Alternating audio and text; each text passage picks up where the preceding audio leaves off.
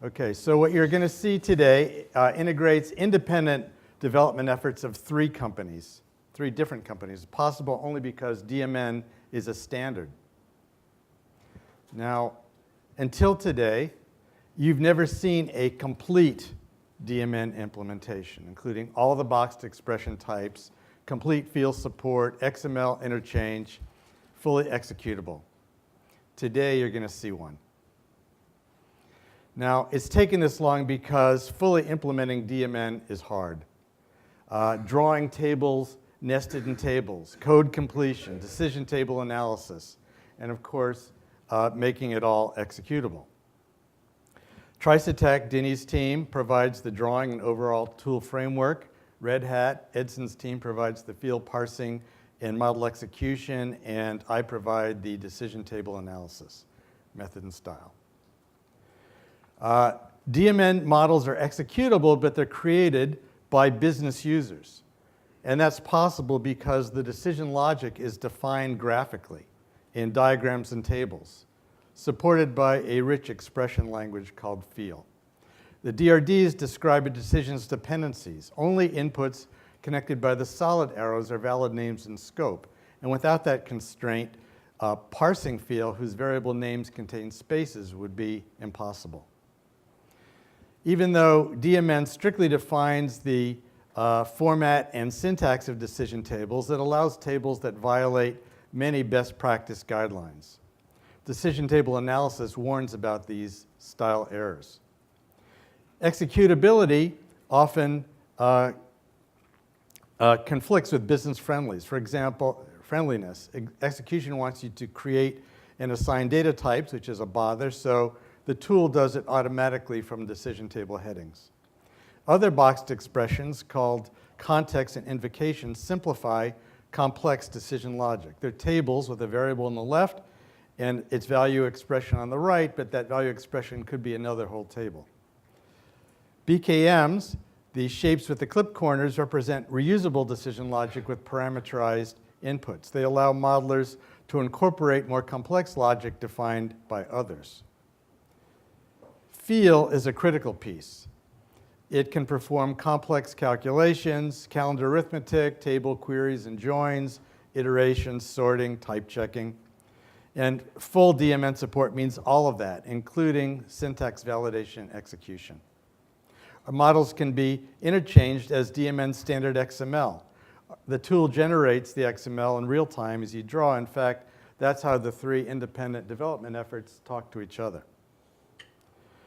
The tool provides static and compile time validation that lists errors and warnings.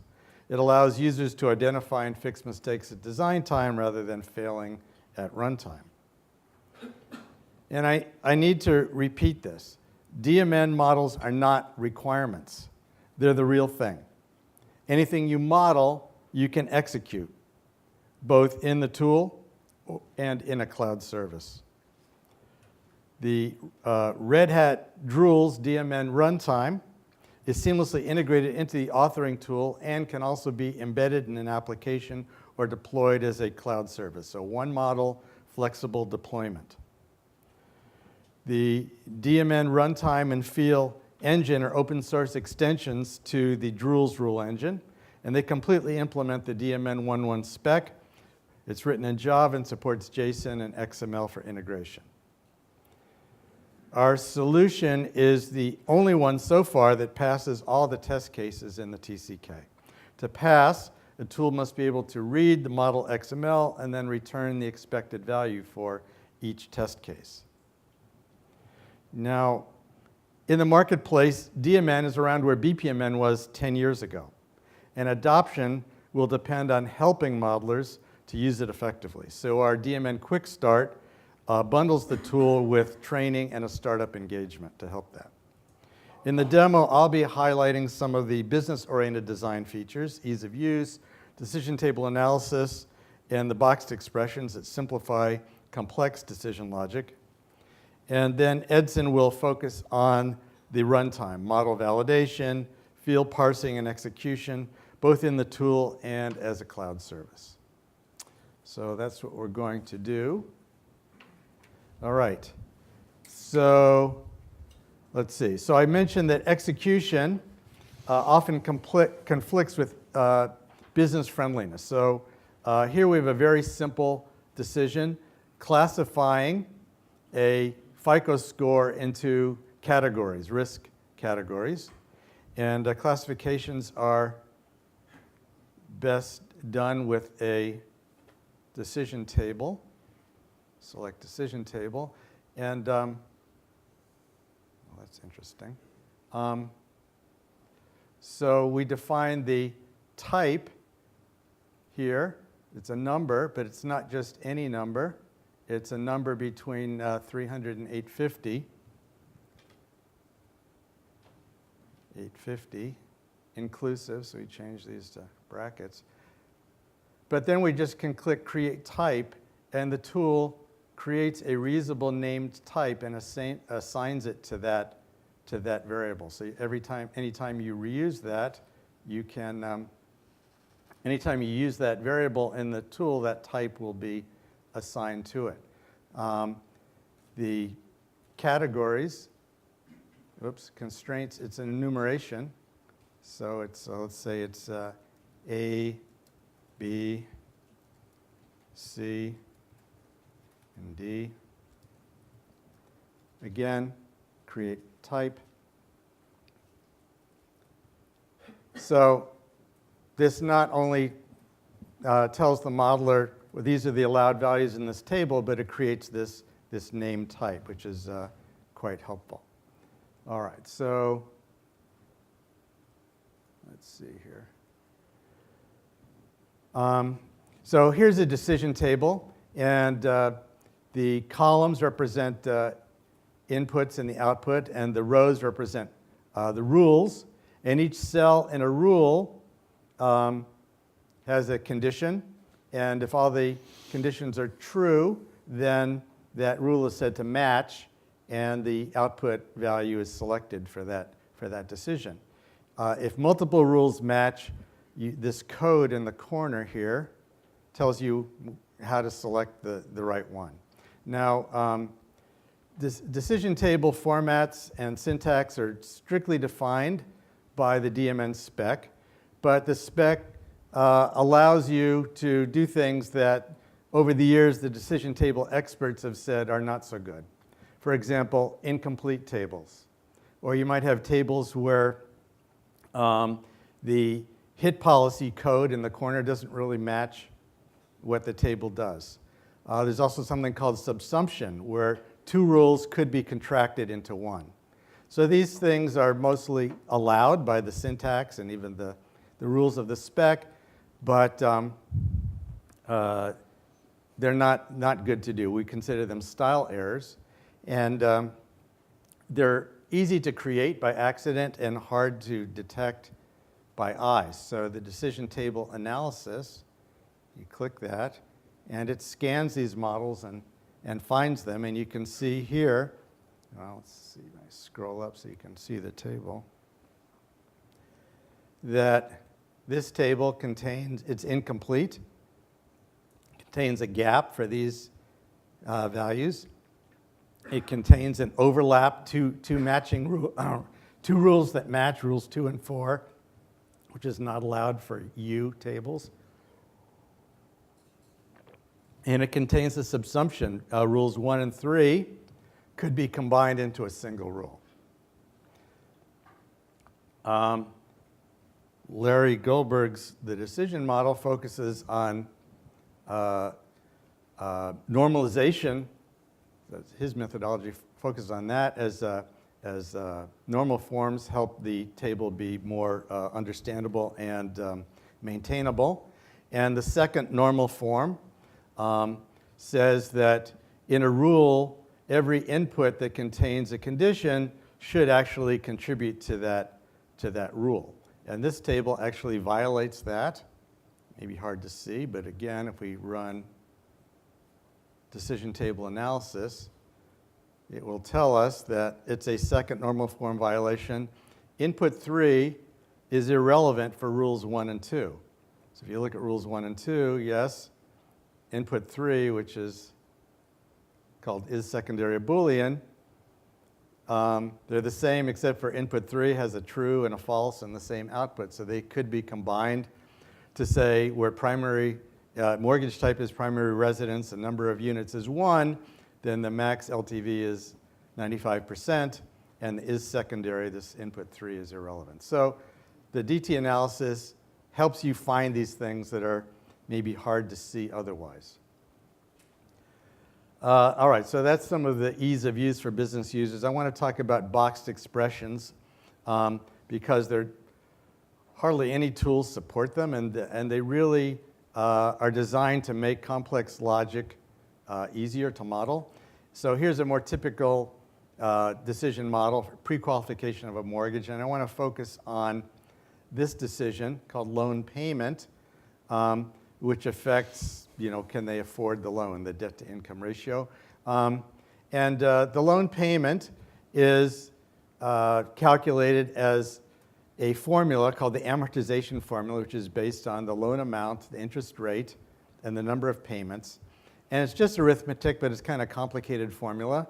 It's used all the time in lending, but the modeler probably couldn't derive it and might have a hard time even keying it in correctly with the parentheses and things like that. So that's one issue.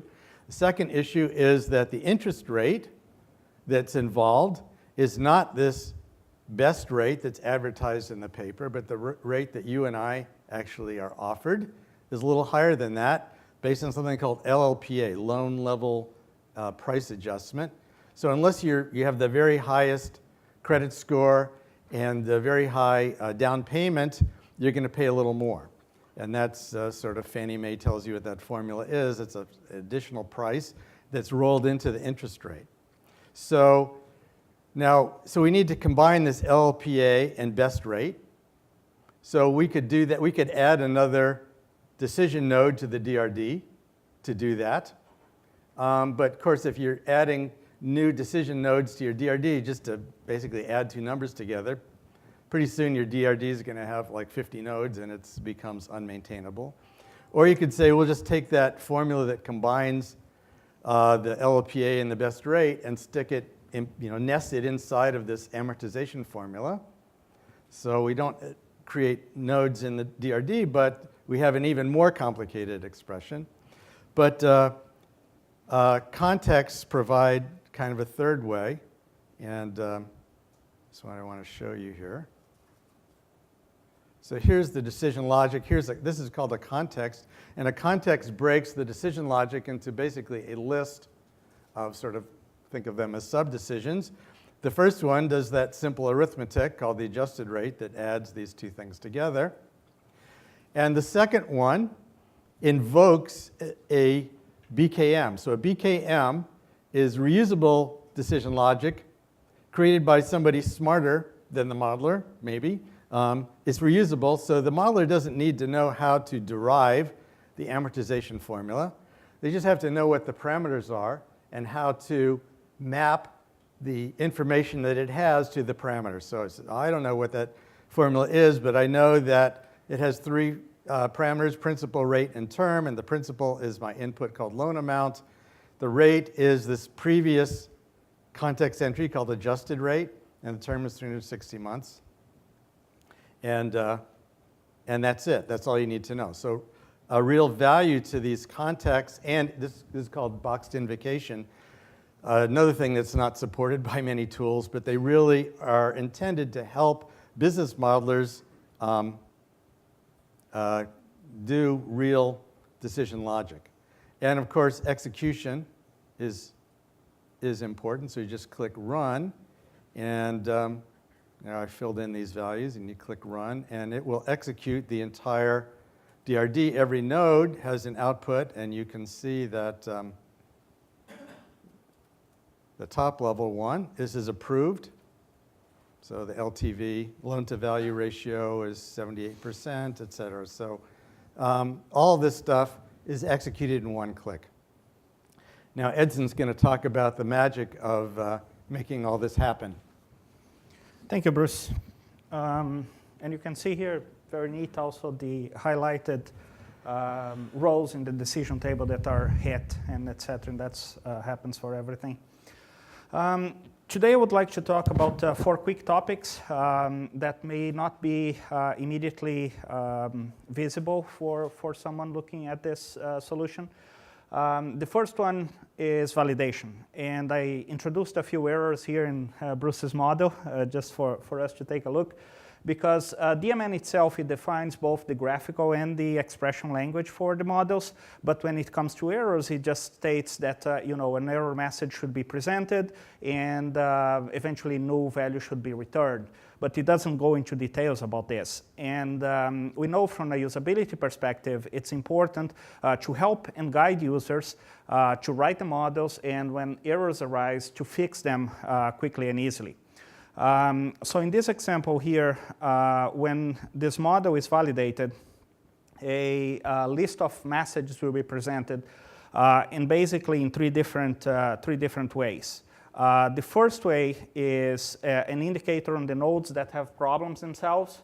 And the second way is this list here of clickable errors. And the third way is with the highlight of the element with a problem in the node itself. The error messages also have to be as clear as possible so that the user can understand the problem and fix quickly. In this case, for instance, it doesn't understand the best rate variable that is in there, or in a different case here, the modeler used an invalid character for a name. DMN restricts which characters you can use in a name, but the message is pretty clear about what's wrong, so that the user can not only fix the problem, but learn to avoid the mistakes in the future. The second topic I would like to show you is about the expressiveness of the language. And for that, I'm going to use a little snippet from a challenge that was published in the DM community website last year. And the challenge was to model a decision service to rebook flights for passengers that had their flight canceled. And the rebooking process had to happen based on a composite criteria for priority that's based on the status, gold, silver, or bronze, and the accumulated miles.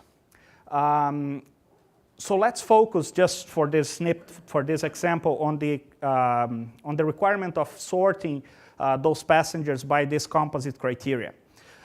It turns out that DMN itself has built-in functional features that really help to produce a model that is easy to understand and that can easily be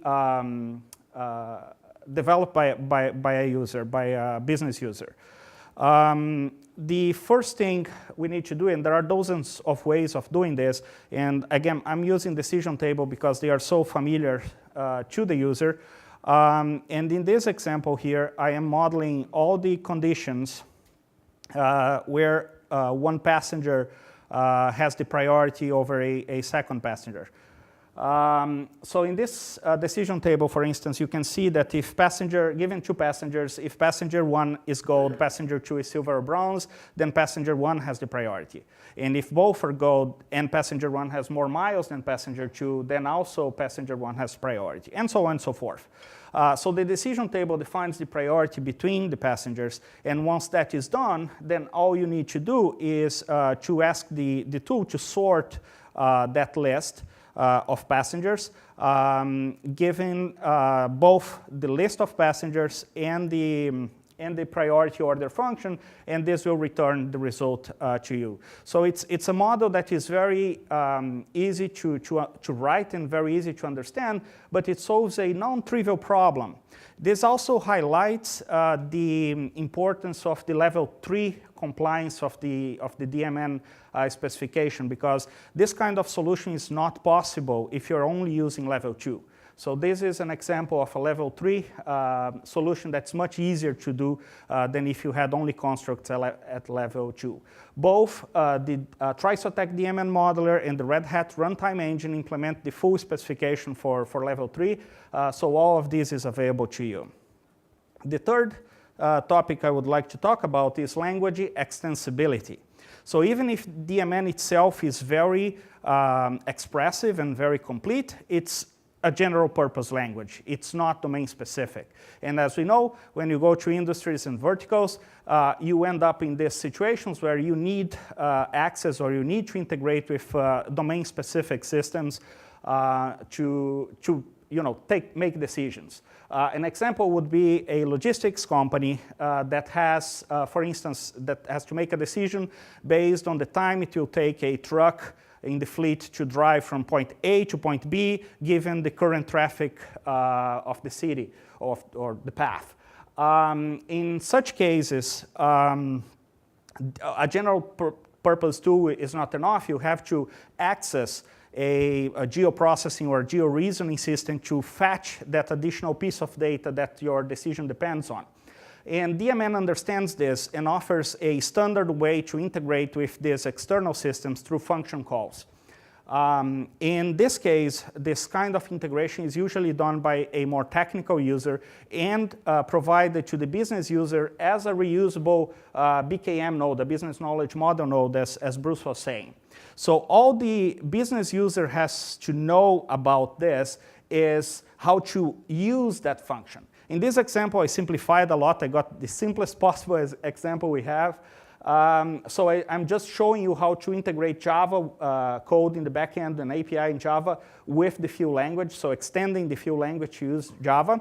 And I created a function to format a number as a currency string. There is no function in Vue that does that, but all the user has to do, in this case, his requirement or his decision was just to add up two amounts, amount A and B, and then return a string that is a formatted amount as a currency string, right? So very easy. That's all the business user has to know, is how to invoke that function that is an extension to the language. On the other hand, the technical user that provided that reusable BKM will use the specification features to map a Java function or a Java API call into a Vue language. So this is a lot more technical, but let me emphasize how powerful this is, because all you see here is compliant with the standard. There is nothing proprietary here, okay? And once the technical user did this mapping, then the business user can simply use that function to invoke that piece of code. Here, a quick example just to show how this works. Given two amounts, if I execute this, it will call the Java engine behind the scenes. It returns the formatted amount there. Very easy, nothing extra going on there. And finally, the last topic I would like to talk about is the runtime, because sometimes, you've seen me and Bruce executing this inside the tool here, and this is very useful for testing and authoring. During authoring, you want to quickly test a model. You also have, with the decision animator here, you can animate the decision and do step-by-step execution, but what happens when you go to production, right? And there are basically three ways to deploy these models into production. The first way is just to have the engine embedded in the customer application. And this is completely supported. Druze is an embeddable engine, so you can export these models as DMN files and deploy them into the application. It will work. But a more interesting way of doing this is obviously deploying to the cloud and exposing this as decision services. In both Red Hat's OpenShift cloud is supported, so you can take this and deploy to Red Hat OpenShift. The services will be exposed as REST and JMS services, or TriSoteX Cloud also exposes this as REST services. And just so you see how this works, if I go here and click publish, I'm publishing this time to the TriSoteX Cloud. I can go here. I'll select the same instance here. I could deploy as a different service. So I deploy this, and it automatically generates the URIs for REST integration. And there is also a neat feature here that it automatically generates a form if you need a kind of form integration or a a way to quickly test the service. So if I paste this URL here, it generates the form for me, and I can quickly test my service, or if I'm doing a form integration, it's available there. So those were the 4 topics I would like to talk about. Questions?